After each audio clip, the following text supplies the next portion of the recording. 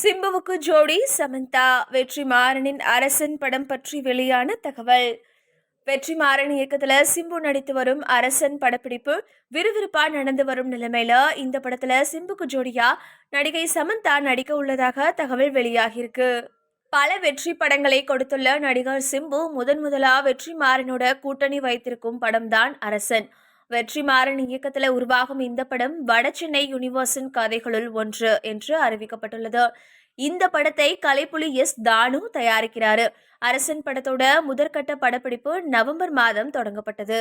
மதுரையில ஒரு சாதாரண கபடி வீரனாக இருக்கும் நாயகன் எதிர்பாராத சூழல்களால சென்னைக்கு வருவதும் அதுக்கப்புறமா இங்க அவர் ஒரு டானா உருவெடுப்பதும் தான் இந்த படத்தோட கதை.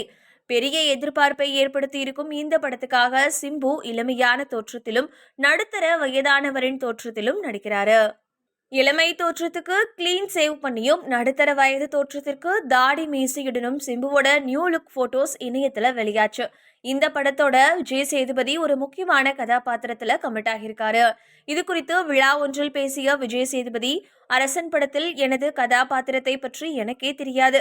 ஒரு கதாபாத்திரத்தை எழுதும் போது வெற்றிமாறன் சாருக்கு நான் ஞாபகம் வந்ததாக சொன்னாரு. அதை என்கிட்ட சொன்னதும் உடனே ஓகே சொல்லிட்டேன் அப்படின்னு சொல்லியிருந்தாரு.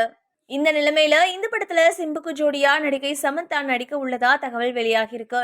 இது குறித்து இயக்குனர் சமந்தாவோட பேச்சுவார்த்தை நடத்தி வருவதாக சொல்லப்படுது. இதுவரைக்கும் சமந்தா சிம்புவோட சேர்ந்து எந்த படத்திலையுமே நடிச்சதில்ல.